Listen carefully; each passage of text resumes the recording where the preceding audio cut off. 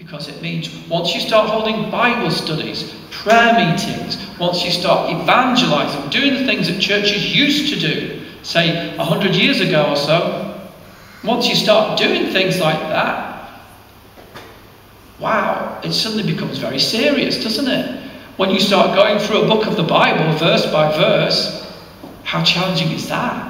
Even for the person who's preparing the study, you think, wow, this is really radical. This is a real revolutionary book, you know.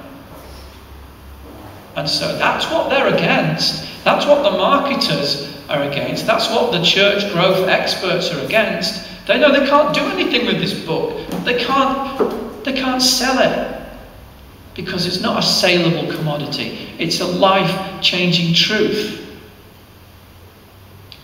There's a song that I sort of heard by accident, I guess, and it's a Christian song, but it's not a praise song or anything like that. It was just the words that kind of struck me, what it was saying in the song.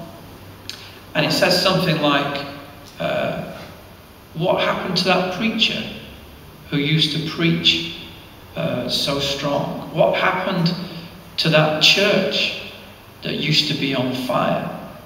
And basically the answer in the song is, they sold out. That's what happened. They sold out. And the chorus of the song goes like this. I'm not for sale. I belong to Jesus and I'm not for sale. And whilst it's a simple sentiment, I thought it really spoke, volumes. We've got to have that attitude as a church, a Stockport Wesleyan church, as individuals. We've got to say, we are not for sale. Never mind what the marketers are saying. Never mind what everybody else is doing and saying. Listen, we are not for sale. We belong to Jesus. And people need to know that.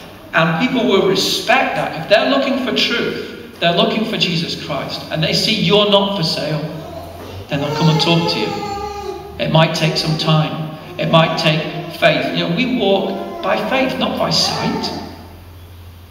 Other people walk by sight. They're counting who's coming in. We've lost one this morning. But how can we change how we're obviously presenting church to them in a way they don't like. So how can we change how we present church? I know. Let's take Jesus out of it. Let's take the Bible out of it, and let's do something that they would like. No, that isn't church. That isn't what the Bible means by church. That's not the gospel.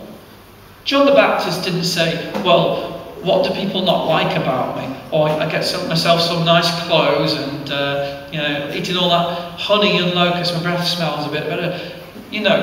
I'm being a little bit funny now, but what I'm saying is, these people are non-compromisers. The prophet Jeremiah is not a compromiser. He is not for sale. He's God's man, that's it. We've got to be God's man, God's woman, and say, look, this is how it is. And I'm going to ask for the old paths. You know why they're old? You know why you've got to ask for them? Because they've been abandoned. They were too hard for people, and they set their own paths, their own ways to go through. We're going to build our own path. It's going to be an easy way, and everybody's going to come along with us. They're all going to want to come and walk along. Yeah, it's called the broad road that leads to destruction. It's not the narrow, hard path that leads to righteousness. Broad is the gate, many are they which are going in. How's that church grown so fast? They've got a broad gate. They put this away.